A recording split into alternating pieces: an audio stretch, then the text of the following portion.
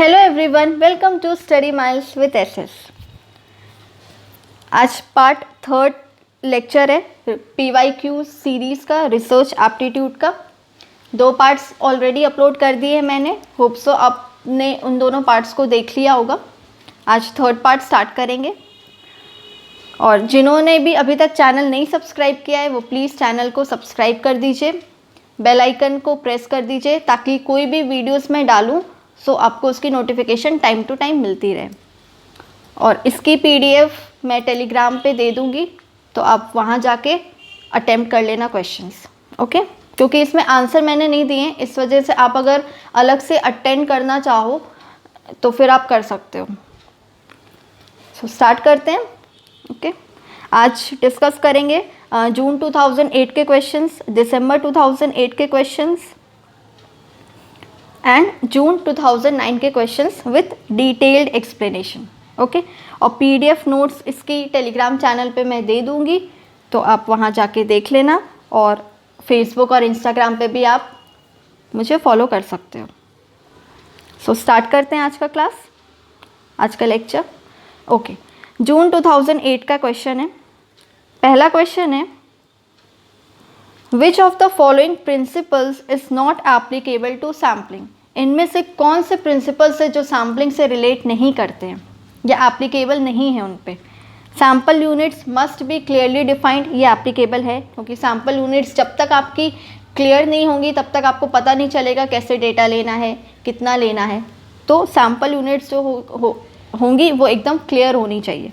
Sample units must be dependent on each other. Sample units, same units of sample should be used through out the study, definitely true. आप अलग अलग study पे आप अलग अलग sample ले सकते हो, बट अगर आप सेम यूनिट्स ले रहे हो एक ही स्टडी पे तो उसको आपको सेम ही रखना है, आप अलग अलग नहीं रख सकते हो, ठीक है। लाइक जैसे आपने सैम्पल लिया है मान लेते 5000 का, तो आप उस स्टडी में आप जहाँ भी उसको सैम्पल को यूज़ करोगे तो आपको 5000 ही यूज़ करना, आप चेंज नहीं कर सकते हो, okay. Sample units must be chosen in a systematic and objective manner, definitely true। sample units systematic sequence में आपको select करना है और objective manner में होना चाहिए, partiality नहीं होनी चाहिए। but second statement आप देखो क्या कह रहा है, sample units must be dependent on each other। no, it is not dependent, it is independent of each other, okay। independent होना चाहिए क्योंकि for example देखो,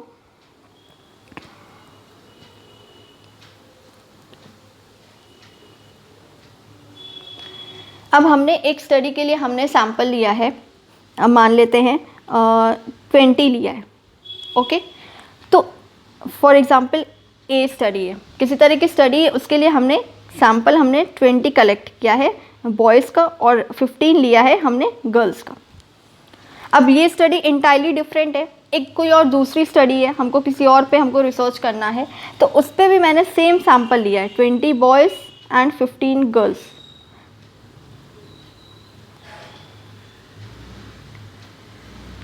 ए है, एक स्टडी है बॉयज़ एंड गर्ल्स, इस पे मैंने लिया है 20, इस पे लिया है 50।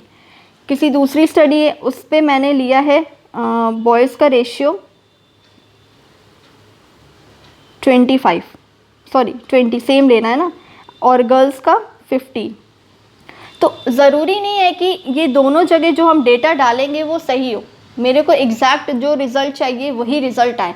तो ये क्या होना चाहिए, डिपेंडेंट नहीं होना चाहिए। अगर हम ये सैम्पल ले रहे हैं और ये सैम्पल ले रहे हैं तो दोनों क्या हो, इंडिपेंडेंट हो, दोनों डिपेंडेंट ना हो। लाइक इसमें अगर हम कुछ चेंजेस करें तो इसका इफ़ेक्ट मेरे इस स्टडी पे नहीं दिखना चाहिए, या इस स्टडी पे अगर इस स्टडी के सैम्पल पे हम चेंजेस करें तो इसका इफ़ेक्ट इस पर नहीं दिखना चाहिए। Means both should be independent, दोनों इंडिपेंडेंट होने चाहिए।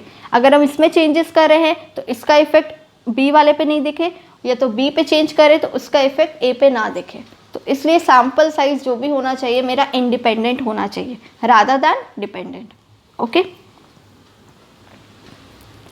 तो इसका करेक्ट आंसर होगा B, sample units must be dependent on each other. This is your incorrect statement, okay. Which following principles is not applicable बोल रहा है, इट मीन्स कि ये एप्लीकेबल नहीं होगा। अगर इंडिपेंडेंट होता तो डेफिनेटली एप्लीकेबल होता, next, which one of the following is the most comprehensive source of population data? तो इसका होगा सेंसस। अभी के टाइम में क्या सेंसस चलता है, हर 10 साल पे कंडक्ट किया जाता है सेंसस को, तो ये comprehensive source of population data है। और अगर क्वेश्चन में रहता कि ओल्डेस्ट फॉर्म कौन सा है, मींस सबसे पुराना, ओल्डेस्ट, तो इसका आंसर होता national family health service, this is your oldest. Okay, but comprehensive पूछा है तो इसलिए सेंसस होगा answer. Next, the F test is essentially a two-tailed test, is essentially one-tailed test, can be one-tailed as well as two-tailed depending on the hypothesis, can never be a one-tailed test। तो F test याद रखना, ये mainly comparison के लिए होता है। अगर हम दो या दो से ज़्यादा डेटा को कंपेयर कर रहे हैं आपस में, तो उस केस में हम कौन सा टेस्ट को यूज़ करेंगे, F टेस्ट को यूज़ करेंगे। सो इस वजह से इसका करेक्ट आंसर कौन सा होगा, third. Can be one tailed भी हो सकता है as well as two tailed भी हो सकता है, डिपेंडिंग ऑन द हाइपोथेसिस। कैसा हम हाइपोथेसिस लिए हैं, क्या अजम्पशंस हम बनाएं, उसके ऊपर डिपेंड करेगा। इसलिए वन टेल्ड भी हो सकता है, ठीक है, एंड टू टेल्ड भी हो सकता है। Next, which of the following sampling method is appropriate to study prevalence of AIDS amongst male and female in India 1976, 86, 1990, 1996 and 2006। सी, एक चीज़ आप देखना कि हर नंबर्स के बीच में 10 ईयर्स का गैप है। 76 से 86 में भी 10 ईयर्स का है, 86 से 96 में भी है, एंड 96 से 2006 में भी 10 ईयर्स का गैप है। तो इससे क्या समझ में आ रहा है कि एवरी nth आइटम हम चूज़ कर रहे हैं, सिलेक्ट कर रहे हैं। सो एवरी nth टर्म जिसमें हम चूज़ करते हैं, सिलेक्ट करते हैं, किस टाइप के सैम्पल में ऐसा करते हैं, सिस्टमैटिक में करते हैं। सो सिस्टमैटिक सैम्पलिंग इसका करेक्ट आंसर होगा। Okay,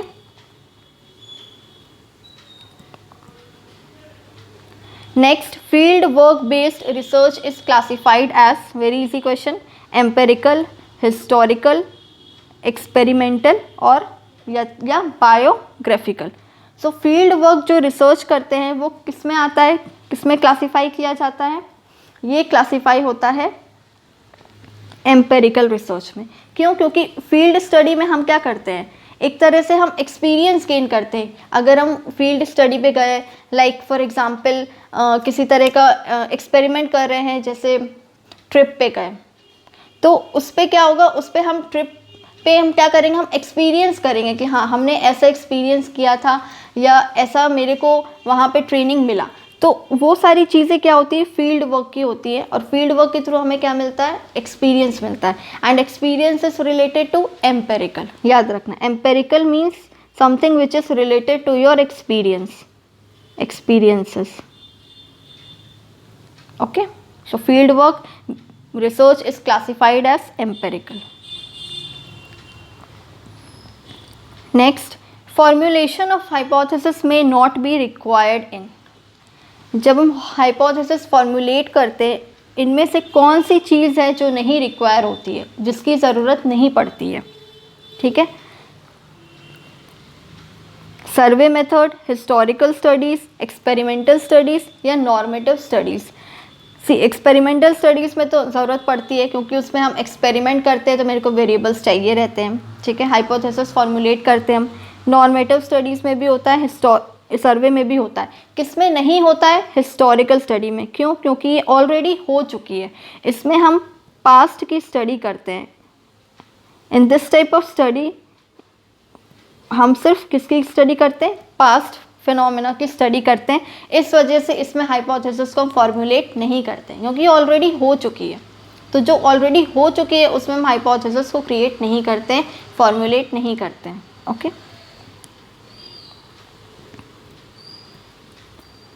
next, which one is called non probability sampling? Cluster sampling, quota sampling, systematic sampling और stratified random sampling. C, cluster sampling, systematic and stratified, ये सारी हमारी प्रोबेबिलिटी की टेक्निक्स है। Non probability की कौन सी टेक्निक है, कोटा सैम्पलिंग, ठीक है। Quota sampling non probability sampling के अंदर आता है।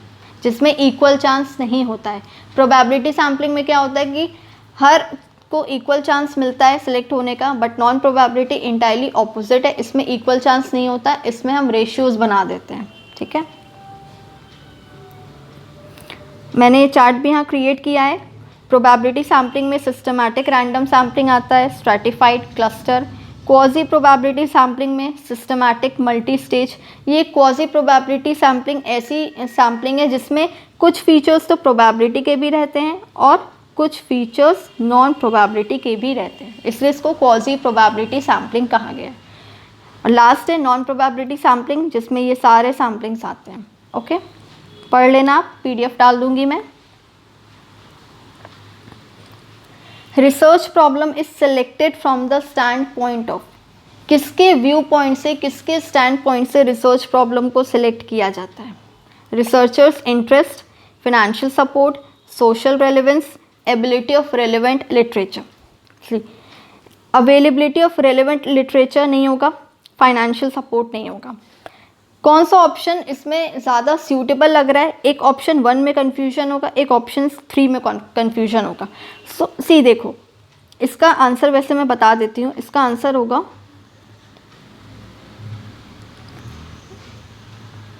Social relevance.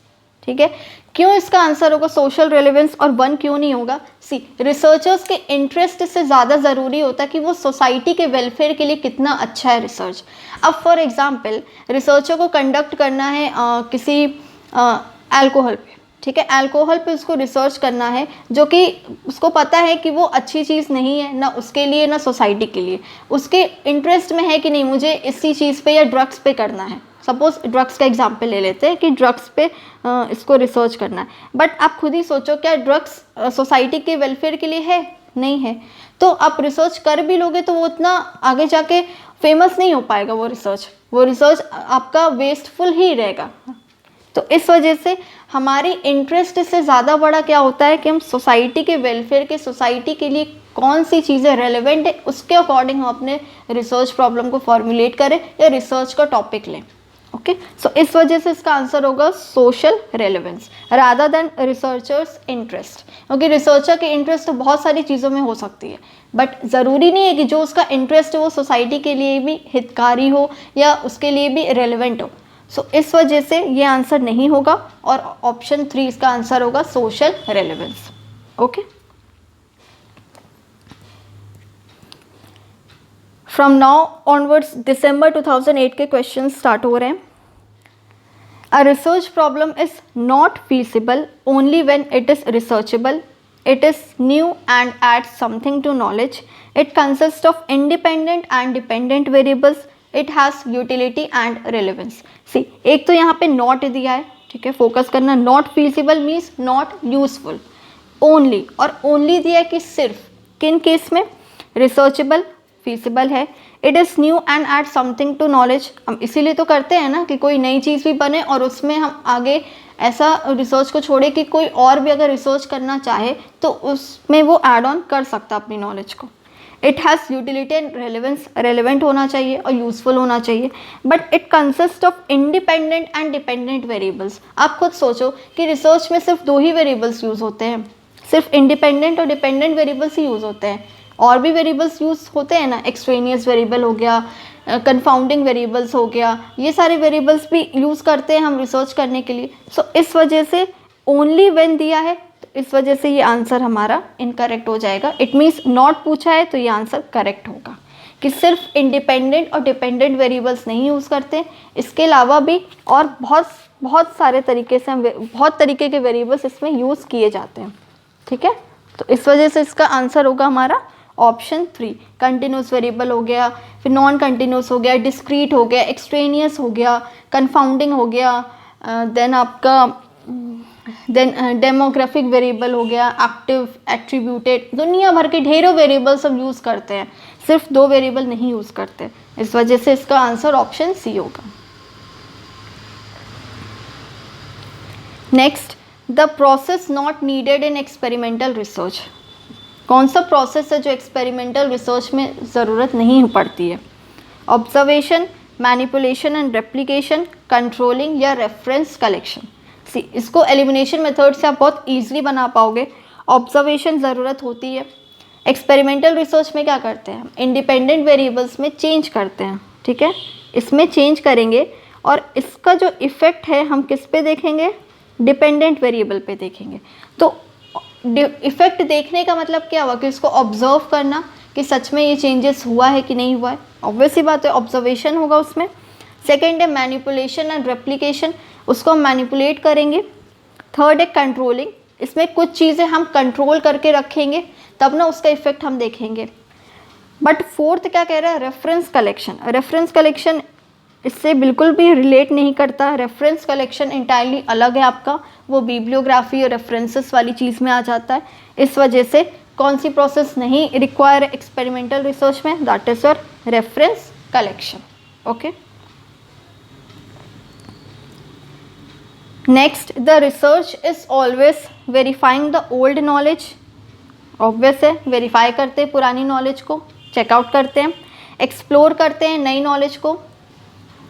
Filling the gap between knowledge, दो नॉलेजेस के बीच का जो गैप है उसको फिल करने की कोशिश करते हैं। सो इसका आंसर होगा हमारा all of these. The research that applies the laws at the time of field study to draw more and more clear ideas about the problem is applied research, action research, experimental research, or none of these. See, the word itself makes you clear about the answer. Applies यहाँ दिया है, it means क्या कर रहे हैं हम, apply कर रहे हैं उस चीज़ को। So क्या हो जाएगा मेरा answer, applied research।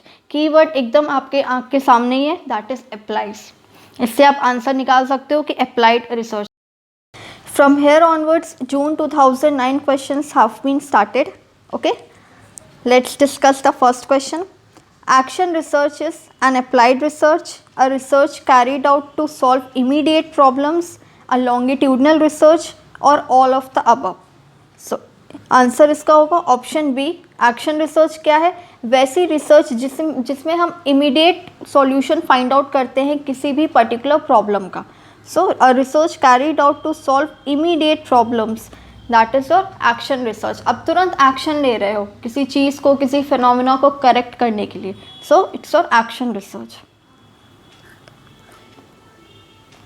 Next, how can the objectivity of the research be enhanced. Objectivity क्या होता है, जिसमें किसी तरह का बायसनेस नहीं हो, पार्शियलिटी नहीं हो, सब्जेक्टिव ना हो, वो होता है हमारा ऑब्जेक्टिविटी। सो एक रिसर्च की ऑब्जेक्टिविटी हम कब इन्हांस कर सकते हैं, मीन्स उसको कब हम थोड़ा इंक्रीज़ कर सकते हैं। इन्हांसमेंट मतलब होता है इंक्रीमेंट करना। कब कर सकते हैं, through its impartiality, okay, through its reliability, through its validity, या all of this. So these all 3 points are necessary for being an objectivity of the research to be enhanced. So impartial होना चाहिए, किसी तरह का biasness नहीं होना चाहिए, partiality नहीं होनी चाहिए, differences नहीं होना चाहिए। Through its reliability means जब भी हम किसी भी चीज़ को टेस्ट कर रहे हैं and if you are testing it again and again, तो हमको सेम रिजल्ट ही मिले। ऐसा ना हो कि फर्स्ट टाइम हम टेस्ट किए तो कोई और रिजल्ट निकल के आया एंड सेकेंड टाइम हम उसी चीज़ को उसी मेथड लगा के टेस्ट कर रहे हैं तो कोई और रिजल्ट निकल के आया। So it's not that. Reliability means same result हमेशा आना चाहिए, वैलिडिटी होनी चाहिए। So all of this will be your correct answer. Next, good evaluation of written material should not be based on, question is asking should not be based on, किस पे base नहीं होगा, ये किस पे निर्भर नहीं करेगा। linguistic expression होना चाहिए, logical presentation या it's also needed, ability to produce whatever is read, जो भी हम पढ़े हैं मेरे अंदर इतनी कैपेबिलिटी होनी चाहिए कि हम उस चीज़ को समझा पाएँ, हम उस चीज़ को समझ भी पाएँ एंड सेम उस चीज़ को हम समझा पाएँ अगले वाले को। So yes, it is also needed. Comprehension of subject, subject comprehension मतलब होता है किसी भी पर्टिकुलर सब्जेक्ट का कंप्लीट नॉलेज होना चाहिए आपको, कॉम्प्रिहेंड आप उसको कर पाओ। सो ये आपका ज़रूरी नहीं है, यहाँ पे सब्जेक्ट की बात की गई है। अगर कोई पर्टिकुलर यूनिट होता या रिटन मटेरियल में बहुत सारी चीज़ें आती, लाइक अगर आप एप्लीकेशन लिख के दे रहे हो, आप अपना रिपोर्ट सबमिट कर रहे हो, तो रिटन मटेरियल में अगर पर्टिकुलर रिटन मटेरियल की बात कही गई होती तो सारे होते हैं, बट क्योंकि इसमें सब्जेक्ट दे दिया है और सब्जेक्ट एक थोड़ा एनहांसमेंट वर्जन होता है, एक थोड़ा बड़ा लेवल का होता है, इस वजह से इसका आंसर होगा option 4। Good evaluation of written material should not be based on comprehension of subject. Linguistic expression means कि लैंग्वेज का एक्सप्रेशन, आप कैसे बोल रहे हो, ठीक है, तो वो भी मैटर करता है। लॉजिकल प्रेजेंटेशन, अगर आप प्रेजेंट कर रहे हो किसी चीज़ को तो वो पूरा लॉजिक होना चाहिए, उसमें किसी तरह का तर्क होना चाहिए, इलॉजिकल चीज़ें नहीं होनी चाहिए। And ability to produce whatever is read, this I have made you clear right just now. So answer should be option 4, that is comprehension of subject. Next, the basis on which assumptions are formulated. Cultural background of country, universities, specific characteristics of the caste, caste का अलग से इसमें दे दिया तो नहीं होगा, all of these। तो इसका आंसर क्या होगा, option A, that is cultural background of the city. ये बड़े लेवल पे आता है, यूनिवर्सिटीज़ छोटे लेवल पे होती हैं। स्पेसिफिक कैरेक्टरिस्टिक ऑफ कास्ट, इसमें कास्ट का अलग से बोल दिया है, सो हम कास्ट को लेके नहीं अजम्पशंस बनाते हैं, हम ओवरऑल जनरलाइज वे में अजम्पशंस क्रिएट करते हैं, ठीक है। एंड ऑल ऑफ दीज तो नहीं होगा, so definitely what should be our answer? Our answer should be option 1, that is cultural background. Country का कल्चरल बैकग्राउंड कैसा है, उसके बेसिस पे हम अपने अजम्पशंस क्रिएट करते हैं, अपने अजम्पशंस फॉर्मुलेट करते हैं, क्योंकि कंट्री की बात कही गई है जनरलाइज वे में। विच of the following is classified in the category of developmental research. इनमें से कौन सी चीज़ है जो डेवलपमेंटल रिसर्च की कैटेगरी में आती है? Philosophical research, action research, descriptive या all of the above. Definitely सारी की सारी आती हैं डेवलपमेंटल रिसर्च। फिलोसफिकल रिसर्च क्या होता है कि फ़िलोसफीज़ के बारे में, हम थिंकर्स के बारे में रिसर्च किए, that is are philosophical research. Action research होता है immediate problem solution find out करे हैं किसी भी प्रॉब्लम का, लोकल लेवल प्रॉब्लम्स होती है, यूनिवर्सिटी की हो, स्कूल की हो, क्लास लेवल प्रॉब्लम्स हो, एक्शन रिसर्च में आती है, तो इसमें भी डेवलपमेंट होता है। डिस्क्रिप्टिव रिसर्च क्या होता है, कोई भी सिचुएशन दिया है उसको हम एज इट इज़ डिस्क्राइब कर रहे हैं, इसमें किसी तरह का कॉज एंड इफेक्ट रिलेशनशिप नहीं है, मैनिपुलेशन नहीं है, बस हम क्या कर रहे हैं, जैसा सिचुएशन है उसको एज इट इज़ बता दिया। सो डिस्क्रिप्टिव रिसर्च होती है, ये भी डेवलपमेंटल रिसर्च की कैटेगरी में आती है। So it means all of the above should be are correct answer. Okay, so yes, that's all for today. Hope so आपको आज का लेक्चर पसंद आया होगा, और अगर अच्छा लगा है तो प्लीज़ लाइक करिए, शेयर करिए एंड सब्सक्राइब कर दीजिए चैनल। और आगे नेक्स्ट वीडियो में मिलते हैं हम। Till then take care everyone, good bye.